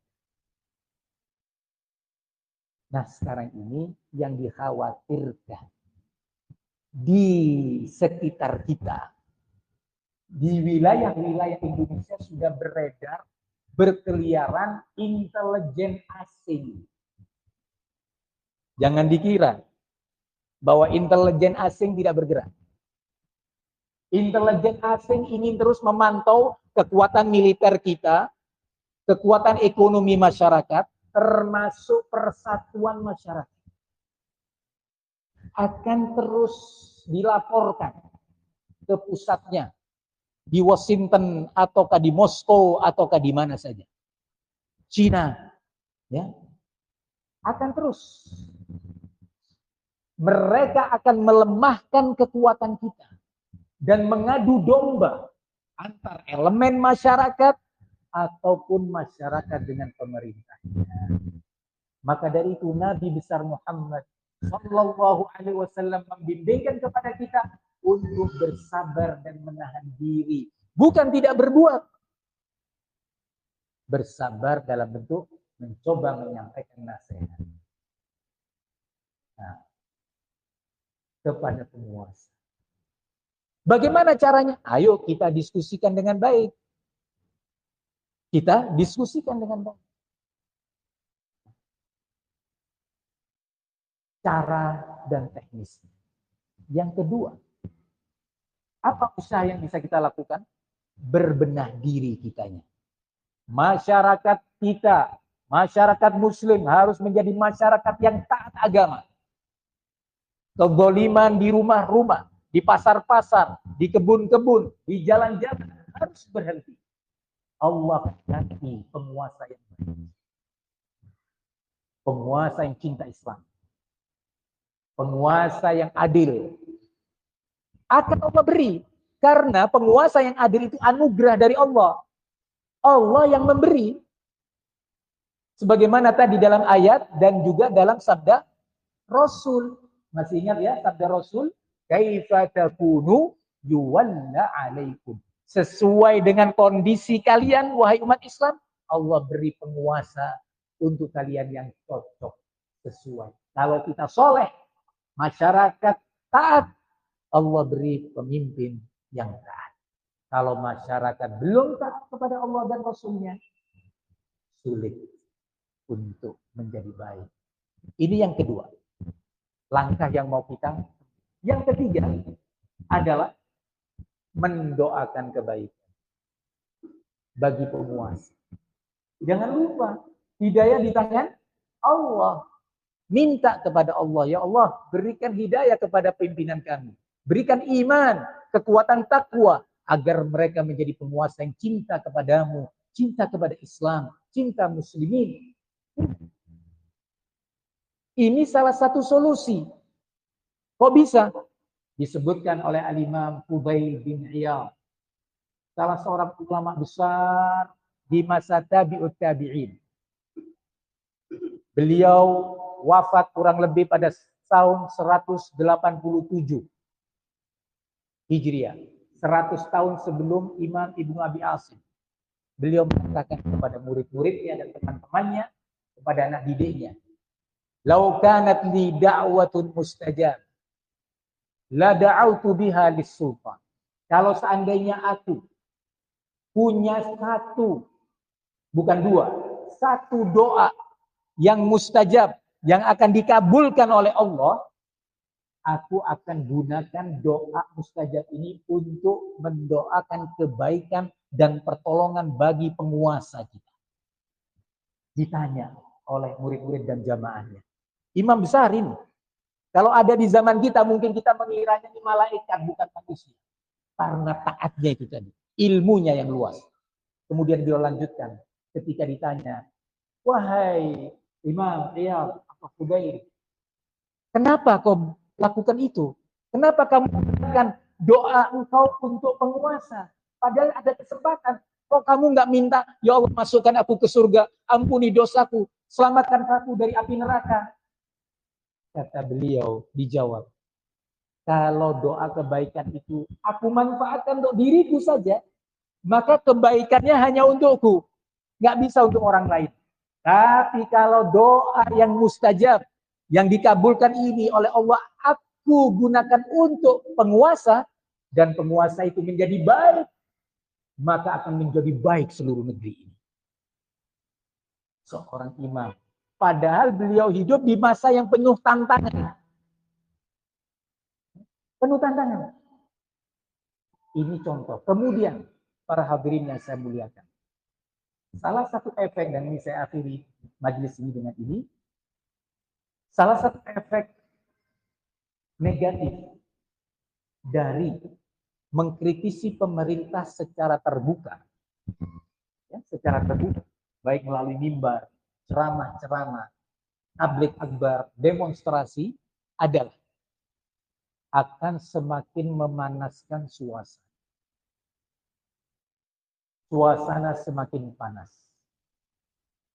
Kebencian antara rakyat dengan pemerintahnya semakin meningkat. Curiga mencurigai juga demikian. Perlu kita berpikir lebih jernih. Ya, saya ucapkan terima kasih bagi semua saudara-saudara Islam yang punya semangat memperbaiki keadaan. Semoga diterima oleh Allah niatnya. Tetapi karena kita dibimbing dalam Islam, maka kita ikuti bimbingan itu. Nah sekarang, salah satu efek negatifnya adalah suasana ini semakin panas, kebencian semakin meningkat, sampai bisa-bisa nanti akan muncul permusuhan dan pertumpahan darah. Sebagaimana terjadi di beberapa negara lainnya. Ingatkah kejadian yang menimpa negara Somalia? Saya punya teman dari Somalia, berjumpa beliau pada tahun kurang lebih 98 atau 99. Berjumpa beliau, saya tanya, kamu nggak pulang ke negerimu? Wah, saya nggak berani pulang. Kenapa? Karena di negara saya terjadi kekacauan. Pertempuran antar kelompok, antar kabilah. Saya nggak bisa pulang. Nggak bisa pulang ke tanah air. Apa sebenarnya kerusuhan yang terjadi? Kalau dulu kan di kita ada kerusuhan regional, ya. Di sini, di Maluku. Waktu itu kami di Ambon. Ya, kami ikut di Ambon dulu. Regional. Di pulau lain tidak terjadi. Tapi di Somalia, nasional. Bisa dibayangkan. Apa dulu sebabnya? Pemicunya. Sekelompok muslimin yang insya Allah niatnya baik. Mengkritisi penguasa secara terbuka dengan kritikan yang pedas dan caci makian. Sehingga suasana panas, kabilah-kabilah, suku-suku di sana bangkit. Kelompok-kelompok Islam bersatu menggulingkan penguasa. Mereka bersenjata di Somalia, bersenjata tidak seperti di kita, rakitan. Iya kan? Di sana bersenjata berat. Perang dengan pemerintah. Kalah pemerintah. Jatuhlah presiden yang berkuasa 30 tahun lebih pada waktu itu. Subhanallah, setelah berhasil memberontak dan menggugurkan pemerintahnya. Setelah itu berebut. Masing-masing kelompok mengatakan, kami dulu yang berjuang. Kami dulu yang masuk ke area situ. Dulu sumbangan senjata dari kami. Masing-masing. Pecah peperangan antar suku dan antar kelompok. Baru rakyat menangis. 30 tahun kami dipimpin oleh penguasa yang kami dulu menyangkanya zalim, korup, tidak adil, tapi aman. Kami bisa sekolah, kami bisa berdagang, kami bisa beraktivitas, kami bersaudara. Sekarang ini, setelah jatuhnya penguasa, kami saling membenci, kami saling membunuh, saling menumpahkan darah. Subhanallah, bahaya ini sangat besar. Kita Indonesia penting mengambil pelajaran, ya, mengambil pelajaran dari peristiwa-peristiwa. Apa yang menimpa saudara kita di Libya dan Aljazair, juga demikian. Tidak sabar untuk menghadapi kelaliman dan keboliman penguasa. Perlu umat Islam Indonesia mengambil pelajaran dari ini. Dan akibat negatif dari pengingkaran, kritik terbuka kepada penguasa akan memunculkan semangat radikalisme terorisme. Akhirnya, sekarang ini di Indonesia, pelaku terorisme tidak hanya kelompok-kelompok, bahkan individu. Setelah dikorek, ditanya, ya, diintegrasi prosesnya gimana, dia cerita bahwa saya benci pada keadaan ini. Tiap hari di media berita korupsi, korupsi sana, korupsi sini, ya, baru dipilih korupsi, baru diangkat korupsi. Emosi dia melihat keadaan ini. Akhirnya di internet, nih media ini, dia cari bagaimana cara membuat bom. Dan dari mana bahan-bahan peledak itu didapat. Semua ada di sini. Ya kan? Lengkap. Kalau dulu pemuda di zaman bapak-bapak sibuk sama kenari, sama cengkeh, sama laut, ya. Alhamdulillah nikmat. Kalau sekarang ini nih, perusak ini. Ini bisa menghancurkan negara ini. Yang kecil nih, oh macam-macam sudah. Malu untuk disebut. Malu untuk saya menyebutnya di sini. Di sini media penghancur yang luar biasa. Anak kecil yang tertangkap berencana meledakkan dirinya, membunuh sejumlah orang, disebutkan sebabnya adalah dari media. Dia nggak suka mengikuti film-film kotor, nggak suka. Dia anak yang soleh, nggak suka. Tapi tadi mengikuti berita korupsi, provinsi sana ketangkap tangan, kabupaten situ, di pusat terjadi ini, itu, panas dia. Akhirnya dia belajar. Berhasil membeli bahan-bahan peledak dan siap merakit. Alhamdulillah terselamatkan, tertangkap dia. Nah ini bahaya. Padahal itu anak soleh, suka ke masjid. Bukan anak di jalanan, suka ke masjid. Melihat bisingnya kemungkaran ini, dia meledak kuat. Bahaya. Termasuk, maaf saja, yang saya sebutkan tadi. Ada sejumlah saudara kita dari aparat pemerintah yang terpapar terorisme. Ya. Bermula dari, saya berjumpa dengan seorang aparat pemerintah, aparat militer di Makassar. Menangis dia menemui saya. Nangis. Dia pegang anak kecil. Kenapa, Pak? Dia bilang, istri saya pergi meninggalkan rumah. Ceritanya, dia telah mengatakan saya ini kafir dan pantas dibunuh. Istri polisi. Kenapa soalnya? Mengikuti informasi-informasi internet yang mengarah kepada terorisme. sampai dia minta cerai dan pergi dan mengancam untuk membunuh. Kenapa? Hati-hati. Lindungi anak-anak kita dari ini. Jadikan anak-anak kita itu cerdas. Jangan sampai justru ini menghancurkan dirinya. Bagaimana alat ini digunakan untuk ketakwaan, untuk takwa kepada Allah, untuk beribadah, menyebarkan ilmu, menyebarkan nasihat dan kebaikan. Demikian yang bisa saya sampaikan dalam kesempatan kali ini. Semoga Allah Subhanahu wa taala melindungi kaum muslimin, bangsa dan negara kita dari segala hal yang berbahaya. Ada yang mau ditanyakan? Silakan. Bapak dulu, nanti kedua. Ya, waktu kita berbisnis agama ini, kita memberikan nomor sedikit itu. Ya, ada dua.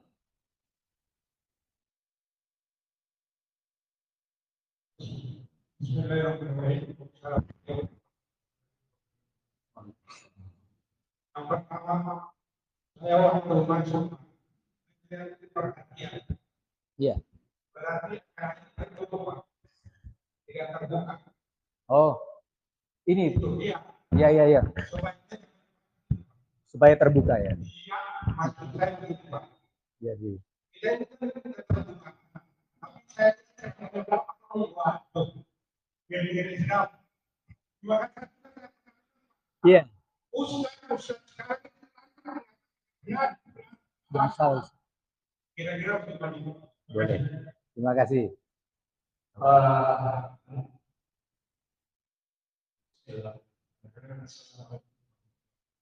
Waalaikumsalam. Pertama-tama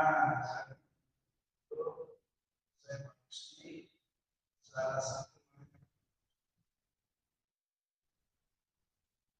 makanan di saksi. Alhamdulillah.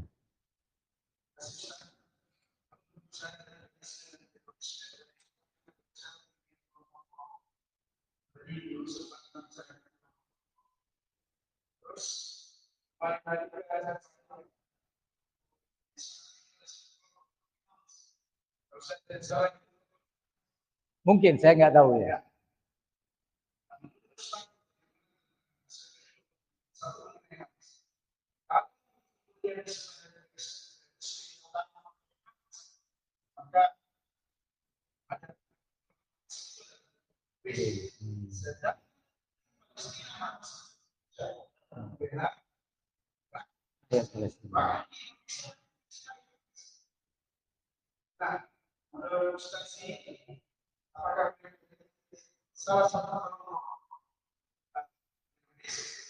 Atau bukan? Nomor dua,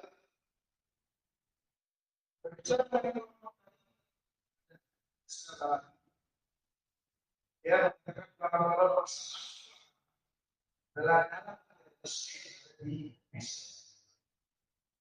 nah, kalau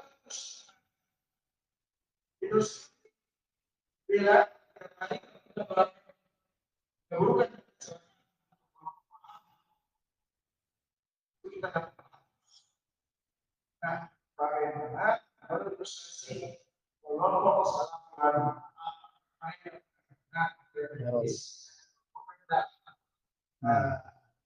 hukum Indonesia. Iya. Boleh.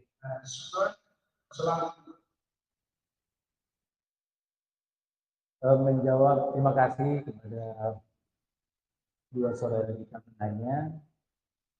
Yang pertama tadi disampaikan bahwa ada beberapa ustadz-ustadz yang tidak berani atau takut menyuarakan yang benar itu benar dan yang salah itu salah. Maka sebatas yang saya bisa jawab. Pertama bahwa menyatakan yang benar itu benar adalah suatu kepastian yang harus dilakukan. Tidak boleh kita atau dia ustadz jadi menyatakan yang benar itu salah atau sebaliknya yang salah itu benar. Kalau seorang merasa tidak mampu untuk menyampaikan yang benar itu benar, dia tidak mampu, atau menyatakan yang salah itu salah, maka Nabi membimbing, Rasul mengajarkan. Dalam sabdanya beliau mengatakan, barang siapa di antara kalian yang mendapati kemungkaran, ya, maka ingkarilah kemungkaran itu dengan apa? Tangannya. Kalau tidak mampu, berarti dengan apa? Lisannya. Menasehati, menegur, dan seterusnya. Yang ketiga, kalau tidak mampu maka dengan apa? Qalbu. Dan itu selemah-lemah iman. Jadi memang Nabi pun telah memberikan apa level-levelnya.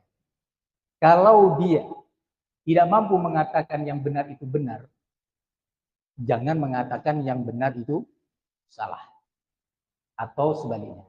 Jadi kalau ada sejumlah saudara kita yang tidak mau mengucapkan yang benar itu benar padahal dia mampu, nah di sini dia tercela.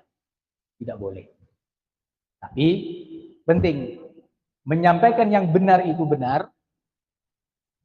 itu harus ada pada tempatnya. Ini yang penting. Pada tempatnya, yang sesuai. Menyampaikan yang benar itu benar harus berdasarkan ilmu. Tidak boleh emosi. Ini mungkin yang bisa saya jawab dan saya nasihatkan untuk diri saya dan semuanya. Mungkin pertanyaan Pak Rusdi ya, Pak Rusdi namanya ya. Yang kedua itu penting. Pertama sebenarnya peletakan ini, gambar ini, saya kira mungkin, maaf Pak, mungkin karena pihak takmir yang buat ini ya. Ini siapa yang buat? Hah? Ada yang buat? Panitia yang buat, bukan? Apa panitia yang buat?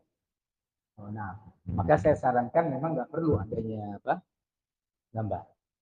Saya juga tadi kaget, kan kok ada gambarnya. Ya, kita luruskan. Kita apa? Luruskan, saling menasehati. Jadi mungkin perlu diingatkan yang seperti ini tidak boleh terjadi lagi. Pertanyaan kedua tadi, berarti ada 3 tuh Pak Rusdi pertanyaan. Iya. Apa namanya, tentang Salafi, Wahabi. Dikatakan di Indonesia ini sebagai dalang teroris. Saya kira biarkan saja yang menilai orang kan begitu ya. Tetapi kita mencoba kembalikan kepada bimbingan Al-Quran. Salah satu contoh saja dalam kitab-kitab yang dipelajari oleh teman-teman Salafi itu mengajarkan untuk tidak berkelompok-kelompok misalnya, agar bersatu. Kedua, diajarkan juga di situ untuk ya, membantu pemerintah dalam kebaikan, tidak dalam kemungkaran. Diajarkan juga di sana untuk bersaudara. Itu ada dalam kitab-kitab mereka. Ini satu sisi. Sisi lain, salah satu kitab yang dipelajari oleh mereka itu menyebutkan tentang salah satu sifat jahiliyah. Ya. Beliau menyebutkan tentang karakter-karakter dulu jahiliyah sebelum Nabi. Disebutkan salah satunya adalah mereka sangat berbangga dengan sikap penentangan dan penolakan kepada pemerintah mereka. Karenanya Nabi Muhammad, kata beliau, memberantas akidah jahiliyah ini, yaitu akidah menentang penguasa. Dan Nabi Muhammad, kata beliau, mengajarkan berulang kali sikap taat kepada pemerintah dan sabar terhadap penguasanya. Ini contoh saja. Contoh lagi di antara kitab-kitab yang dipelajari oleh Salafi adalah kitab Sahihil Bukhari. Dalam kitab Sahihil Bukhari disebutkan sebuah hadis yang Rasulullah bersabda. Ini juga penting bagi pemuda-pemuda yang punya semangat terkait menyikapi orang-orang, maaf ya, non-muslim. Orang-orang non-muslim dalam Islam dirinci, ada level-levelnya. Bisa dibuka di kitab ulama, ada namanya kafir harbi. Yang kedua, nanti saya definisikan, kafir mu'ahad. Yang ketiga, statusnya kafir musta'man. Yang keempat, namanya kafir dhimmi. Apa itu kafir harbi? Kafir harbi adalah orang-orang kafir yang negaranya mengumumkan perang dan penyerangan terhadap muslimin. Itu namanya kafir apa? Harbi. Harbi itu dari kata-kata harb, perang. Orang kafir yang negaranya menyerang, mengumumkan permusuhan dan penyerangan, maka itu namanya kafir apa? Harbi. Ini nanti ada hukumnya sendiri. Yang kedua namanya kafir mu'ahad. Kafir mu'ahad itu adalah seorang kafir yang negaranya sedang perang dengan kita, tapi sedang ada gencatan senjata. Bisa kan? Peperangan itu ada gencatan senjata. Ya. Kesepakatan untuk menghentikan perang dalam waktu 5 bulan, setahun, tergantung ke kesepakatan. Nah, utusan negara kafir masuk ke negara kita di saat terjadi gencatan senjata, ya, itu namanya kafir apa? Mu'ahad. Loh, kafir dia. Kafir. Tapi dia diutus dari negaranya. Misal saja ke Indonesia nih, misalnya. Sebagai utusan. Untuk melakukan berbagai hal. Perundingan ataukah yang lainnya. Yang ketiga namanya kafir musta'man. Yaitu pribadi muslim. Maaf, saya ulangi. Pribadi kafir datang dari negara kafir yang tidak perang dengan kita. Masuk ke Indonesia untuk kepentingan berdagang, berobat, sekolah, bisnis, kunjung teman. Dia masuk dengan meminta perlindungan ke negara. Negara mengeluarkan visa. Nah, visa itu sebenarnya sebagai jaminan bagi orang yang masuk ke negeri kita. Ini namanya kafir apa? Musta'man. Yang keempat, namanya kafir dhimmi. Apa itu kafir dhimmi? Kafir yang hidup minoritas di negeri muslim di bawah perlindungan negara. Aturannya luas sekali nih, nanti butuh waktu khusus. Tapi intinya ini susunan orang kafir. Nah, Nabi Muhammad Shallallahu Alaihi Wasallam berbicara tentang jenis yang kedua, kafir mu'ahad. Masih ingat ya definisinya kafir mu'ahad? Rasulullah mengatakan, man qatala mu'ahadan lam yarah raihatal jannah wa inna rihaha la tujadu min masirati arba'ina an. Barang siapa dari seorang muslim membunuh kafir yang statusnya mu'ahad. Muslim saudara kita membunuh kafir statusnya mu'ahad. Maka dia tidak akan mendapatkan aroma wangi surga, yang mana aroma wangi surga tercium dalam jarak 40 tahun. Dari Ternate ke Jakarta berapa bulan? Nyampe sebulan. Ini 40 tahun. Tercium aroma wangi surga. Muslim, saudara kita, membunuh kafir statusnya mu'ahad. Terancam.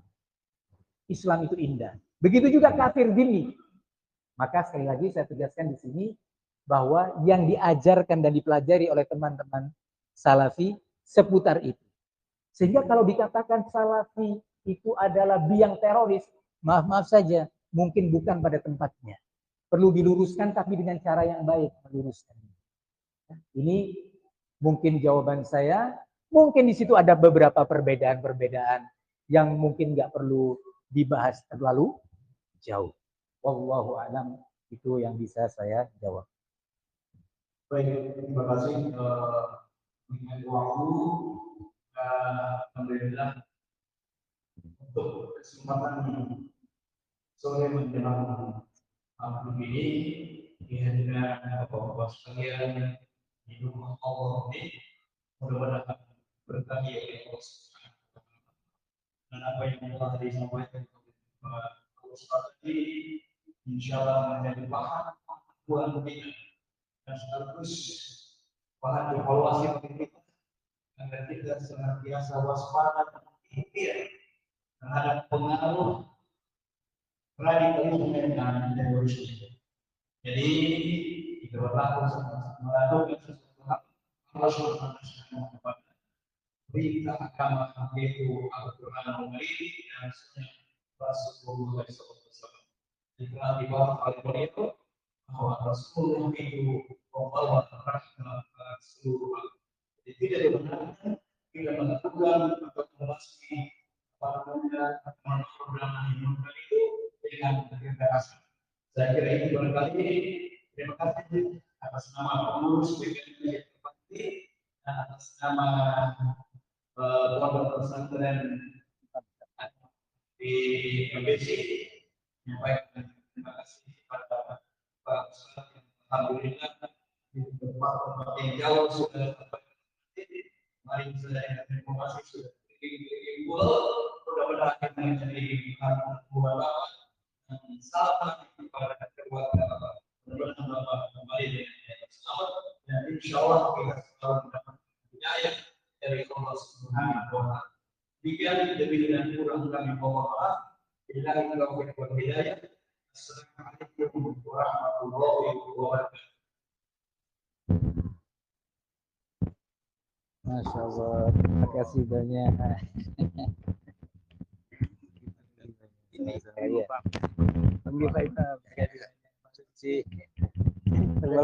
Alhamdulillah bi khair, antum bi khair insyaallah.